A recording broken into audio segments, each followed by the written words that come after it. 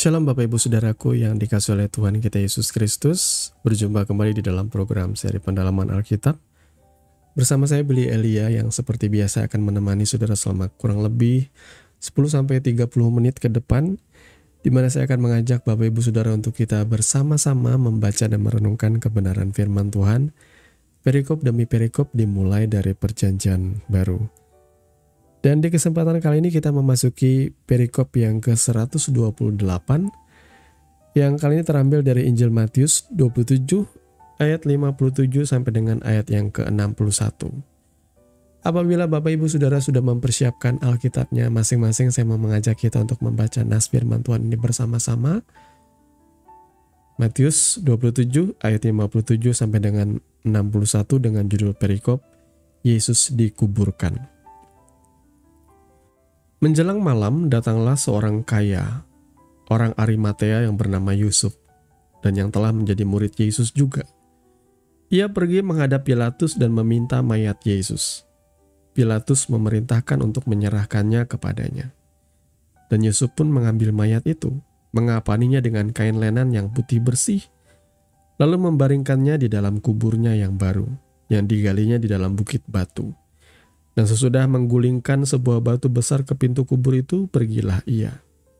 Tetapi Maria Magdalena dan Maria yang lain tinggal di situ, duduk di depan kubur itu. Amin. Mari kita berdoa. Bapa, di dalam nama Tuhan Yesus, saat ini kami merenungkan kebenaran firman-Mu Tuhan yang terambil dari Injil Matius 27 ayat 57 sampai dengan 61.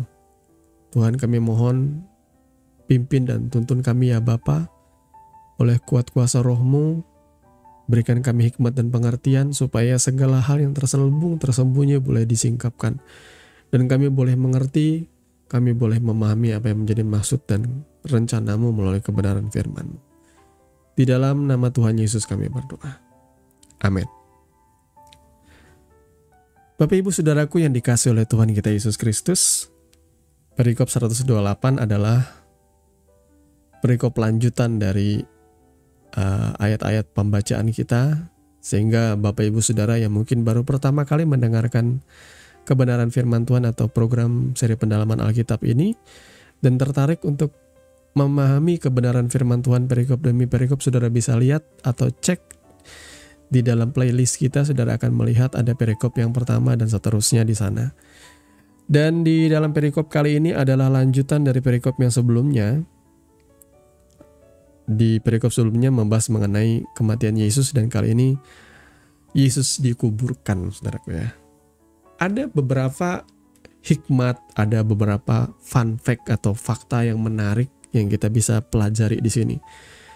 Tujuannya apa? Supaya pemahaman kita boleh berkembang, semakin kaya, semakin mengerti bagaimana keadaan pada waktu itu. Saudara ya. Jadi di sini pada waktu kematian Yesus disebutkan menjelang malam, ya. Kalau orang masih bisa bekerja menjelang hari Sabat, itu berarti masih belum lewat waktunya ya. Kalau disebutkan menjelang malam atau pergantian hari, berarti kejadian ini terjadi sebelum pukul 18 petang atau pukul 6 ya. Pukul 6 petang ya, menjelang malam seperti itu. Karena di ayat-ayat sebelumnya, kalau kita baca di perikop sebelumnya dijelaskan bahwa kematian Yesus atau penyaliban Yesus itu terjadi beberapa jam sebelum pergantian hari menuju ke hari Sabat besar atau Sabat Hagadol atau perayaan Paskah Yahudi, yang kalau tidak salah jatuhnya pada hari Kamis. Jadi Yesus mati pada disalibkan pada pukul 12 siang sampai pada pukul 3 sore, pukul 15 ya. Itu pada hari Rabu. Dan Sabat Hagadol atau Sabat besar, Sabat Pesak Yahudi itu terjadi pada hari Kamis. Pergantian harinya pada pukul 18. Jadi kita harus menyamakan persepsi di sini. Pergantian hari orang Yahudi itu bukan pada pukul 12 malam, tetapi pada pukul 18 atau pukul 6 petang ya, sore ke malam, saudara ya. Nah, di sini ada seorang yang bernama Yusuf, yang bisa disebut dengan Yusuf orang Arimatea atau Yusuf Arimatea, saudara ya. Disebutkan di sini orang kaya. Siapakah Yusuf Arimatea ini? Kalau kita melihat cuma dari sudut pandang Matius, dia menjelaskan Yusuf ini adalah orang kaya, orang Arimatea. Kalau kita baca dari Markus, dijelaskan lagi, Yusuf ini adalah orang Arimatea, betul. Dan ditambahkan di sini, Yusuf ini adalah seorang anggota majelis besar yang terkemuka, yang juga menanti-nantikan kerajaan Allah. Ya, ia memberanikan diri untuk meminta mayat kepada Pilatus. Kita lihat lagi di dalam Lukas. Siapakah di sini? Yusuf. Ia anggota majelis besar. Sekali lagi, dia ternyata bukan cuma orang kaya, ternyata dia juga bukan cuma orang Arimatea, ternyata ia adalah anggota majelis besar, seorang yang baik lagi benar. Ya. Jadi ia tidak setuju dengan putusan atau tindakan majelis itu, dan ia menanti-nantikan kerajaan Allah. Terakhir kita lihat siapakah Yusuf Arimatea dari pandangan Injil Yohanes. Ia murid Yesus.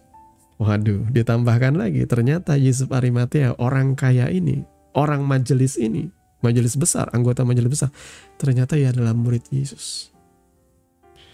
Tetapi sembunyi-sembunyi karena takut kepada orang-orang Yahudi. Ia meminta kepada Pilatus untuk menurunkan mayat Yesus dan melakukan pengafanan dan lain sebagainya. Dan luar biasanya di sini dari sudut pandang Yohanes, ya, Injil Yohanes, ada Nikodemus yang juga datang ke situ. Dan ia bersama-sama dengan Yusuf Arimatea melakukan prosesi pengafanan, ya, pemberian wangi-wangian, minyak mur, minyak gaharu, dan lain sebagainya. Mereka membubuhi dan merempahi menurut adat Yahudi. Dan seterusnya. Oke, kita kembali ke Matius 27 lagi.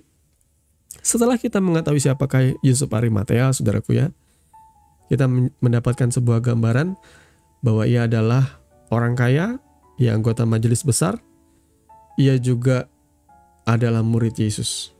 Ya. Jadi Bapak Ibu Saudara, orang ini memiliki beban untuk mengafani Yesus, kemudian mempersiapkan penguburannya. Kita baca ayat selanjutnya.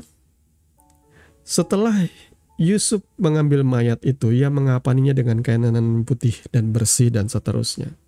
Lalu membaringkannya di dalam kubur yang baru, yang digalinya di dalam bukit batu. Nah, di sini ada gambaran buat kita, ya, bahwa proses penguburan di masa itu, tentunya di masa Yesus di abad pertama, adat pertama Masehi, ya, di masa Yesus ada menjadi anak manusia dan ia mati di atas kayu salib. Proses penguburan pada masa itu ternyata Yesus itu dikafani dengan kain lenan halus, kemudian dibaringkan di sebuah meja yang terbuat dari batu. Sebenarnya ada penjelasannya bahwa pemakaman atau penguburan mayat di masa itu yang dialami oleh mayat Yesus di sini itu adalah penguburan untuk orang-orang yang berada, orang-orang kaya, orang-orang tajir, orang-orang mampu, pembesar-pembesar. Ya, tidak heran, ya, karena di sini disebut Yusuf Arimatea orang kaya. Maka Yesus dikuburkan ke dalam sebuah bukit batu, saudaraku ya. Jadi masa itu bukit batu itu dikerok, ya, dilobangi seperti itulah, dibikin seperti dijadikan gua yang biasanya pintunya itu sempit. Tujuannya supaya tidak ada perampokan, tidak ada tikus atau apa yang masuk ke dalamnya, saudara ya. Jadi cuma lobang satu pintu, saudaraku ya. Satu pintu kecil di depan, dan kadang-kadang orang harus merangkak masuk ke dalam situ untuk memasukkan mayat dan membaringkannya di atas sebuah meja batu, ya, terbuat dari batu seperti itu. Dan dikatakan di sini bahwa kubur itu masih baru. Kenapa dikatakan masih baru? Ternyata budayanya orang Yahudi itu begini, saudaraku ya. Mayat atau orang yang sudah mati ditaruh ke dalam kubur itu. Mayat itu tersimpan selama kurang lebih 1 generasi. Jadi dagingnya akan terurai dan menyisakan tulang-tulang. Nah, penguburan di bukit batu ini atau di dalam goa batu ini, itu tujuannya untuk penguburan yang kedua. Jadi tulang-tulang itu nantinya akan dikumpulkan. Kan ini merupakan kayak sebuah adat istiadat atau kebiasaan ya, karena pada waktu Yusuf di tanah Mesir pun ia berpesan kalau ia mati, nanti bawakan tulang-tulangku dan kumpulkan itu dengan leluhurku. Kalau tidak salah di dalam goa Makpela ya. Ya dikumpulkan dengan leluhur-leluhurnya atau Abraham, Ishak dan Yakub seperti itu. Jadi ada sebuah pengertian bahwa di dalam permintaan itu adalah ada iman bahwa ia minta dikumpulkan dengan leluhurnya karena ia percaya bahwa suatu saat ia akan dibangkitkan di antara orang mati bersama-sama dengan orang benar. Nah, saudaraku, penguburan kedua itu adalah menguburkan tulang-tulang. Tapi tulang-tulang itu pertama-tama dimasukkan ke dalam sebuah peti, dalam sebuah box ya, kotak yang namanya osuari. Nah, ada istilah penguburan kedua. Jadi penguburan Yesus ini diistilahkan sebagai penguburan yang pertama. Dimasukkan ke dalam goa, bukit batu karang ini saudara ya. Kemudian dibiarkan selama 1 generasi sampai daging-dagingnya terurai dan menyisakan tulang, dan tulangnya dimasukkan dalam kotak osuari. Kemudian kotak osuarinya akan dikubur lagi menjadi penguburan yang kedua. Nah, ini penjelasannya saudaraku ya. Karena ini kuburnya masih baru. Jadi tidak pernah dipakai. Jadi kalau misalnya kubur itu sudah dipakai, setelah terurai, katakanlah mayat yang pertama dimasukkan sudah terurai, kemudian jadi tulang-tulang dimasukkan osuari, nanti bisa dimasukkan lagi mayat yang baru, mayat yang kemudian, ya, sampai terurai lagi. Seperti itu. Makanya di sini dijelaskan bahwa Yesus dimasukkan ke dalam sebuah kubur yang baru, dalam kuburnya yang baru. Jadi tidak pernah dipakai. Besar kemungkinan kubur ini sebenarnya dipersiapkan untuk Yusuf Arimatea sendiri. Ya, jadi dia sudah ngebooking seperti itu, sudah memesan supaya dibuatkan kubur bagi dia di dalam sebuah bukit batu. Dibikin ya, digali itu menjadi sebuah seperti goa ya. Lalu ditaruh mayatnya di situ. Nah, ini penjelasannya saudaraku. Sementara orang-orang miskin pada masa itu, ya kuburnya sama seperti kita ya, dimasukkan ke dalam tanah. Nah, ini pemahamannya saudara ya. Masalahnya ya Yesus tidak sampai menjadi tulang, karena pada hari yang ketiga dia bangkit. Bahkan pintu kubur itu yang terbuat dari batu bulat itu digulingkan. Ya, kalau kita mau skip cerita ini, tapi itu nanti kita akan bahas di pembahasan yang berikutnya, saudara ya. Nah, yang menarik di sini ialah Bapak Ibu Saudara yang dikasih oleh Tuhan, kematian Yesus itu dikonfirmasi karena pada waktu Yusuf Arimatea ingin mengambil mayat itu, dia sudah mendapatkan kepastian kalau dari ayat sebelumnya dari tentara-tentara yang mengecek apakah Yesus betul-betul mati atau cuma mati suri doang. Enggak, saudara ya. Itu betul-betul dipastikan mati. Itu sudah dicek, bahkan kalau itu sudah diketahui oleh Pilatus, berarti Yesus itu betul-betul mati. Saya ingin cuma memastikan saudaraku ya, dia tidak cuma sekedar mati suri. Dia betul-betul mati. Pertanyaannya sekarang, kemanakah Yesus ketika ia mati? Apakah ia literally mati? Karena Alkitab sendiri mencatat bahwa Yesus itu cuma mati secara manusia.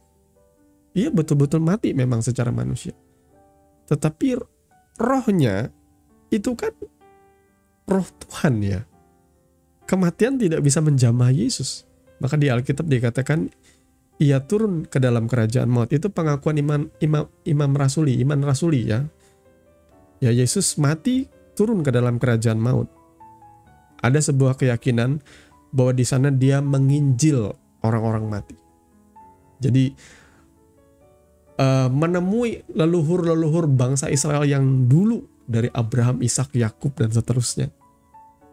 Makanya Alkitab kalau kita baca di ayat sebelumnya, saudaraku ya. Kalau kita baca di ayat sebelumnya, Matius 27 ya. Ayat 52 dan 53. Dan kuburan-kuburan terbuka.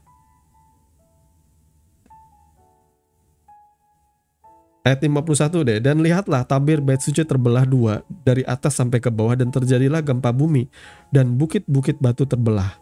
Dan kuburan-kuburan terbuka dan banyak orang kudus yang telah meninggal bangkit. Dan sesudah kebangkitan Yesus, mereka pun keluar dari kubur, lalu masuk ke kota kudus dan menampakkan diri kepada banyak orang. Jadi saudara lihat di sini, kebangkitan itu memang tidak terjadi sampai pada Yesus. Jadi mereka yang dikuburkan, yang sudah menjadi tulang belulang itu di dalam peti ossuary atau dimanapun itu, belum ada kebangkitan. Kalau Elia naik ke surga, ya langsung. Itu adalah privilege yang luar biasa. Musa di Alkitab katakan dikuburkan oleh Tuhan. Saudara kalau membaca Alkitab sampai selesai, saudara boleh baca kisah tentang Musa, ia dikuburkan oleh Tuhan, disebut di sana ya. Tidak ada seorang pun yang tahu di mana Musa berada. Nah, kemudian di sini dikatakan bahwa setelah kematian Yesus, ia menyerahkan nyawanya di atas kayu salib dan terjadilah gempa. Itu terjadi kemudian banyak orang-orang kudus yang meninggal itu bangkit.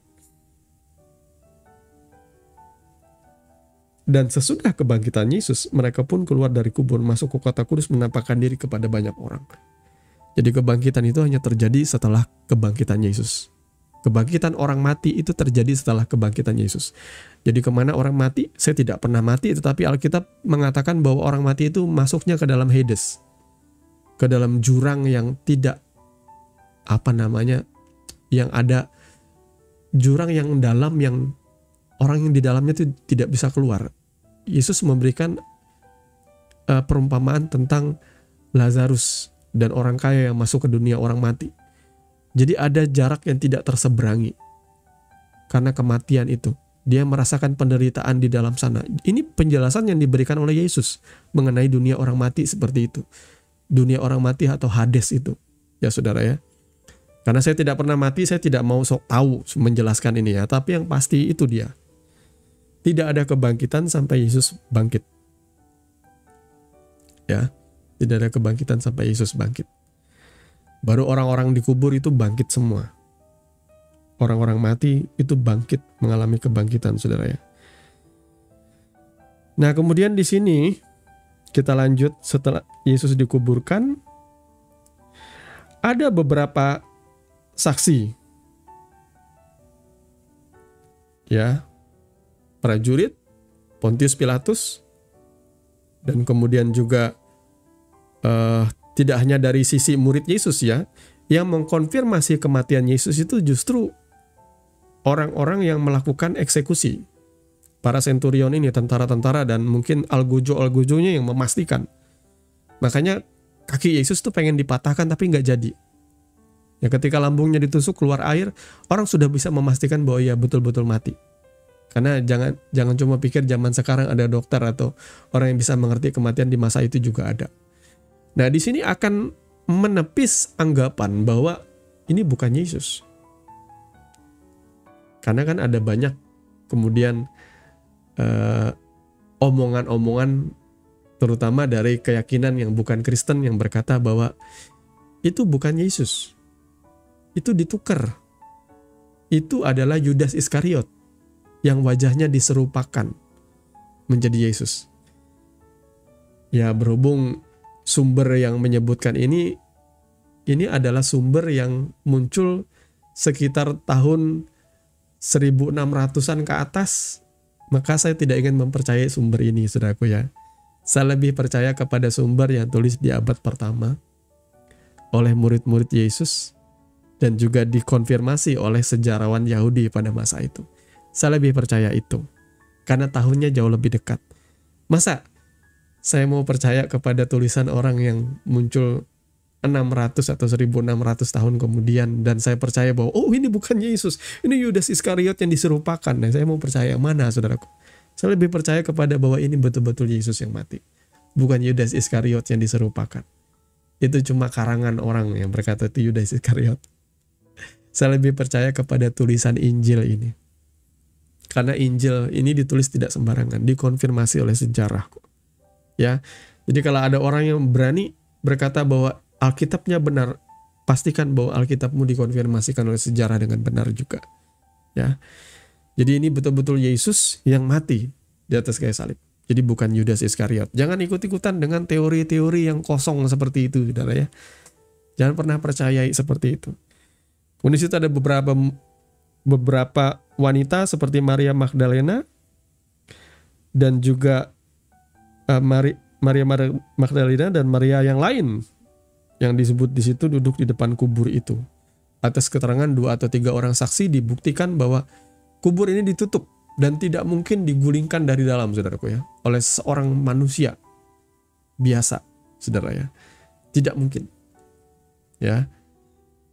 Jadi kita akan nanti membaca pembahasan yang berikutnya karena akan dijelaskan lagi kekhawatiran-kekhawatiran dari orang-orang imam-imam Yahudi, imam-imam kepala, mereka kemudian merencanakan sesuatu, mereka takut mayat Yesus dicuri dan sebagainya, sehingga mereka akhirnya menyuruh beberapa tentara. Nanti kita akan bahas di pembahasan yang berikutnya. Jadi semoga sampai sejauh ini di dalam perikop yang ke 128 ini saudara mulai bisa memahami dan punya gambaran ya tentang keadaan pada masa itu, tentang penguburan Yesus. Ia betul-betul mati. Saya tidak keberatan kalau dia katakan, oh Tuhannya orang Kristen, Yesus Kristus mati. Iya betul-betul mati, memang tidak bisa disalahkan. Memang konteksnya dia mati. Tapi jangan cuma sampai di situ dong. Yesus tidak cuma mati. Ia juga bangkit pada hari yang ketiga dan naik ke surga. Kenapa? Karena ia berasal dari sana. Tuhan Yesus memberkati kebenaran firman-Nya. Mari kita berdoa.